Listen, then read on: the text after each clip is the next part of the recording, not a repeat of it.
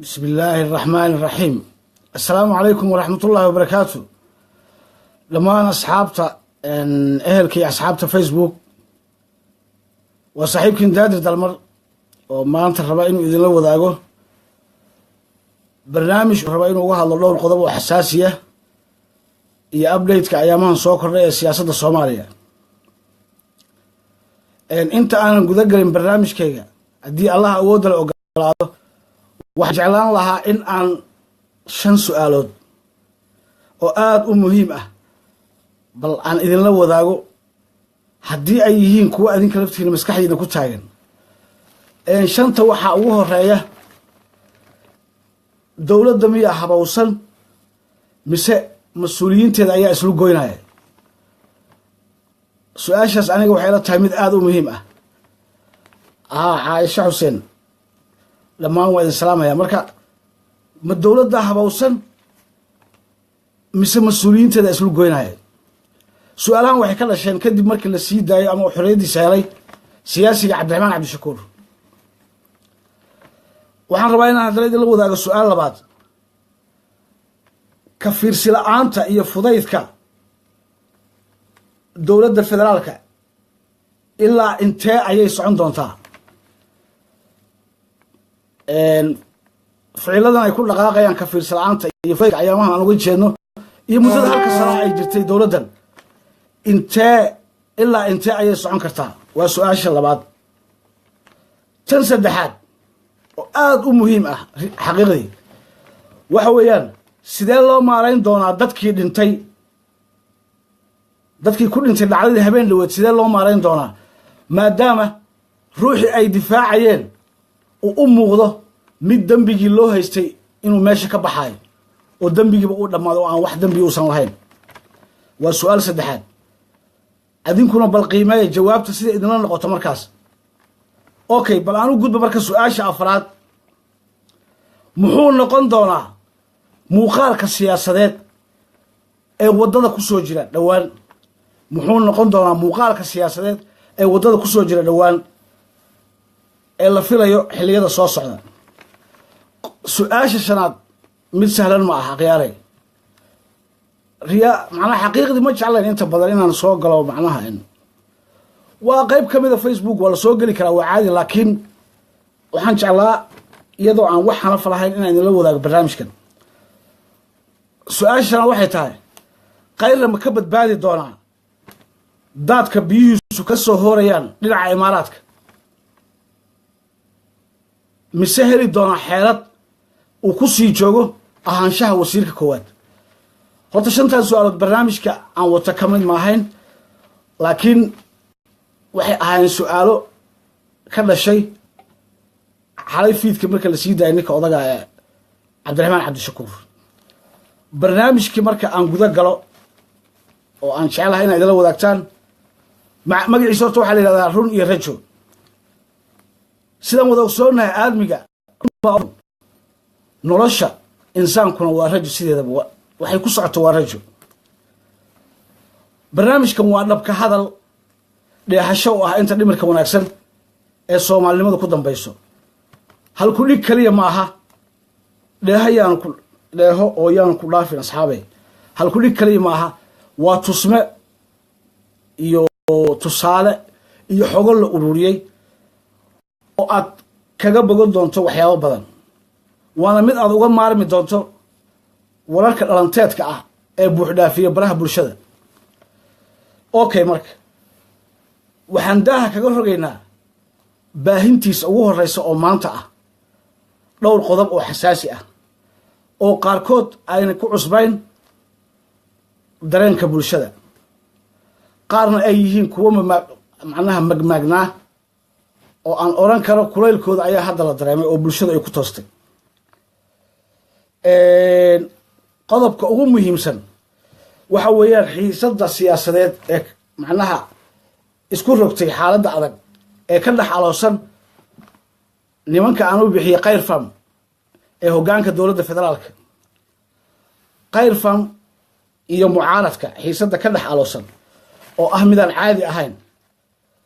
mucaaradka aan idiin sheegay waa qolada laga hago dhankaas iyo imaaraadka oo iyagu gambar ugu fadhiya sidii ay u kala fogeyn lahaayeen ama u kala reebi lahaayeen Khayre iyo Farmaajo oo iyagu noqday madaxweynihii iyo ra'iisul wasaarihii isugu dhawaa ee soo mara saaxada siyaasadda ee Soomaalida maanta dhanka sharciga asxaabay anagu Facebook aan ku egnaa ma gali karno waa hawl u taala dadka aqoonteeda leh inkasta oo uu qayb ka yahay dastuurkan loogu wanqalay ama magaca loogu bixiyay qabyo qoraal waxaan daaha kaga rogaynaa amuuro fara badan oo ay ugu horeeyaan qaar ka mid ah arrimihii soo ifbaxay dhowaan sida aan ka soo qaadan karno qodobkan xasaasiga u soo laaban doonaa ee dowladda federaalka iyo mucaaradka laakiin bal aan u yara gudubno qodob kale oo xasaasi ah oo isaguna ah Cabdiraxmaan Xaaji Dabcasar iyo jamhuuriyadda aan wali dunida aqoonsan arrintii dhex martay inkastoo saaka aroornimadii xorriyadiisa dib loo siiyay ninka lagu magacaabo Dabcasar sida la wada ogsoon yahay Dabcasar wuxuu ka mid yahay bulshada ku dhex ambatay oo ku dhex lumay badweynta Suloon ee baraha bulshada waxaa kaloo qayb ka ah barnaamijkan oo aan rabnaa in yar inaan ka soo qaato saamaynta asna uu ku yeelan karo dhankaas iyo Somaliland fanaanka Nimcaan Hilaac oo ay beegsadeen ciidamada Somaliland isagoo ka baxsaday magaalada Boorame Dabcasar arrinta loo geystay ee xariga ah aniga waxaan dhihi karaa waa xadgudub loo adeegsaday awoodda dawliga ah waxaan ka soo qaadan karnaa xaaladda maskaxeed ee Dabcasar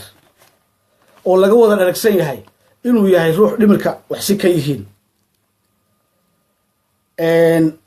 waxaan dhihi karaa aniga shakhsiyan ninkaas waa nin sawaaban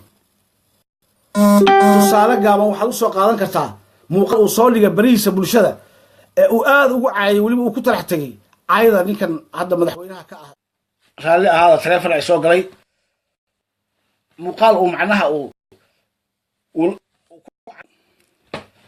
muuqaal uu aad ugu caayay ninka lagu magacaabo Muuse Bixi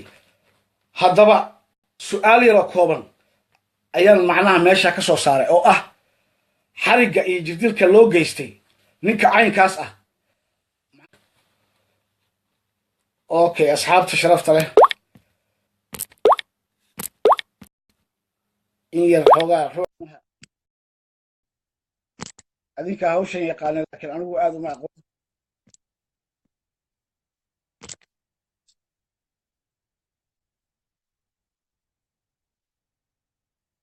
waxaan oran karaa waxaa wanaagsanayd marka horeba in aan loo ogolaan inuu soo galo gudaha magaalada Hargeysa aan u gudbo arrinta dhanka Nimcaan Hilaac waa fanaan ku dhashay magaalada Boorame ku barbaaray marka in uu booliisku beegsado ama baxsado waxaan dhihi karaa waxay jahwareer ku keenaysaa hanaanka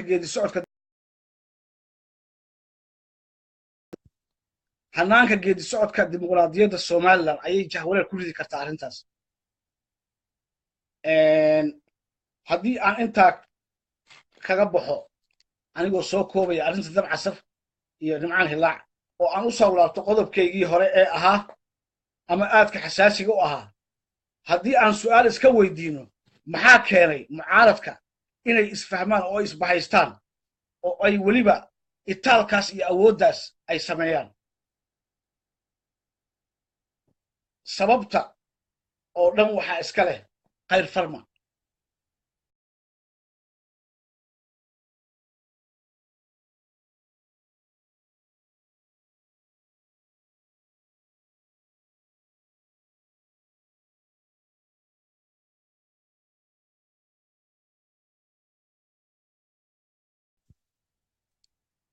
raalli ahaada nin meeshaan waxoogaa igu soo waashay kow dhah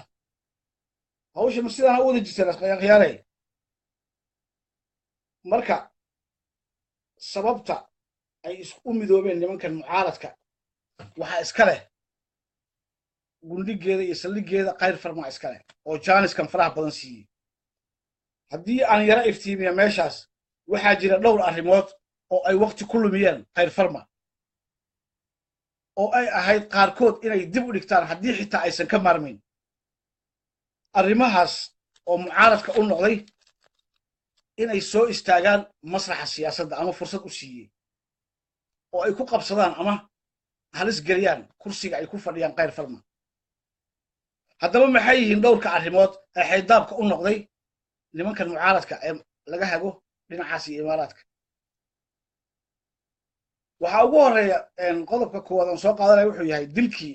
allah u naxariistay wasiir siraaji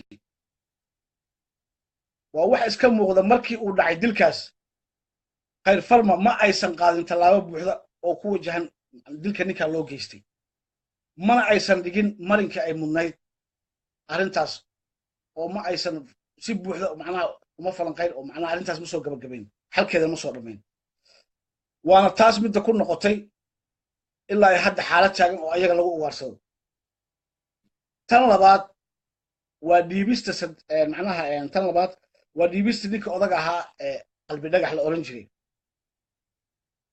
waa mid iyadu aad halis u gelisay iyada lafteeda oo ku noqotay laf dhuun gashay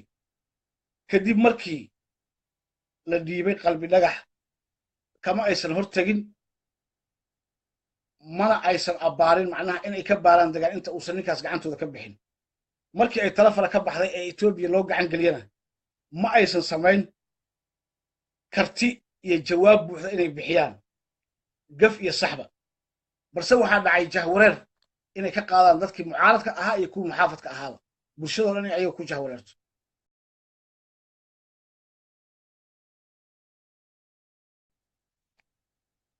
waana middaas tan fursadda qaaliga ah u noqotay mucaaradka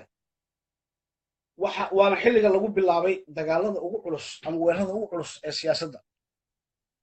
arrinta saddexaad waxa weeyaan markii uu ra'iisul wasaare khayre uu weerarka ballaaran ama weerarka aadka u xooggan ku qaaday xaafka galmudug markuu isu soo qaawiyo uu xaafka galmudug weerar ku qaaday khayre oo uu qabsaday muddo 40 maalmood ayaan kaga taqallusi doonaa ayay tahay arrinta saddexaad laakiin waxay sabab u noqotay rag siyaasadda ku kala tegey oo aan heshiis ku ahayn in ay ku heshiyaan arrintaas oo aan weliba tusaale aan soo qaato sida hadda ninka la yidhaahdo xildhibaan fiqi mahad salaad iyo odawaa heshiis kuma ahayn siyaasadda waxay ahayn dad ku kala fog bahasha la yidhahdo siyaasadda xilliga xasan sheekh waxay fursad siisay inay dib u midoobaan ay markaa ay fursad u noqotay in ay iyagoon tegin weligood degaanka laga soo toortay in ay tagaan marka xaafka galmudug run ahaantii khayre markaa weerarkiisa uu baawarka sheeganayo wuxuu sameeyey inuu odaga qalqal geliyo kursigiisa muran badanna geliyo balse halkaas waxaa ka unkamay iskalana jaan qaaday mucaarad aad u xooggan waxaa kaloo jirta oo mucaaradka dhiirigelin siisay shir isaguna mar dambe ka dhacay magaalada kismaayo oo ay isugu yimaadeen madasha maamul goboleedyada taasoo ay ku dhiiradeen inay weerarkii ay ku hayeen khayr farma uu sii lixaadsado marka asxaabay kollaytaba bartan macnaha baraha bulshada waan ku wada jirnaa maalin walba waan aragnaa idaacadaha waan daawanaa kollay intaan qodob aan soo qaatay haddii aad u aragtaan inay yihiin kuwo macluumaad xambaarsan ila wadaaga asxaabtana gaarsiiya kollay barnaamijku hadda waa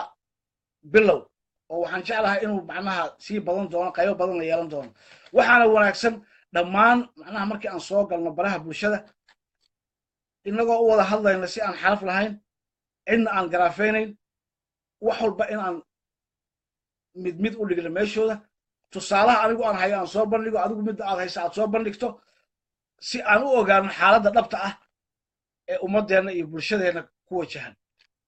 waa macnaha maankayga gaaban iyo fikirkayga yara caatada ah markii aan soo koobo soo maydaan garan waxba ma kordhiso in aad inta soo gasho ama qola xagato laakiin waa wax iska cad inta hadda aan idinla soo wadaagay afarta qodob ee ugu muhiimsan ee waktiga ay ku lumiyeen nimankan khayr farm iyo mucaarad aan isnayn oo ninba meel taagnaa keligiis ay time u siisa ama waqti ay heleen inay dib isku raadsadaan oo xitaa laba shala aan doon wada saarnayn maanta ay saaran waa arrin aad dhibkeeda u leh معناها لكن مانتي هدي بلشة فيه أي جرتو waxay bixin karaan aragtiyo ama tusaale kulli aniga fikirkayga waxaan jecelahay inaan barnaamijka ku sii dheeraan doonin laakiin way dhici doontaa inaan barnaamijyo fara badan soo galo oon idinla wadaago haddii aad soo dhaweysaan oo macnaha fikirkaygu uu yahay mid meel mari kara ma fahanteen akhyaaray kollayta waxaan qabaa in kuwo badan oo iga aragti dheer oo arrinta si qoto dheer ula socda inay idinku jiraan idinkana waxaan idin rajaynayaa biidnillahi alkariim in aad si macaan aad u soo bandhigtaan wixii ku aadan jiritaanka qoomiyad annaga qoomiyad ahaan soomaalideena ma aha muqdisho oo kaliya hargeysa ha noqoto jigjiga ha noqoto gaaris ha noqoto dhammaan way qusayn kartaa sababta inta af soomaaliga ku hadasho waa hal qoomiyad meeshan waxaa iga muuqda asxaab badan oo culus oo muddo badan iiga horreysay galabta waxaan jeclaystay inaan idinla wadaago كل مرة ونوقف بحثنا هدي لنا أنا وإذن سلام يا بإذن الله الكريم سلام الله عليكم والسلام عليكم ورحمة الله وبركاته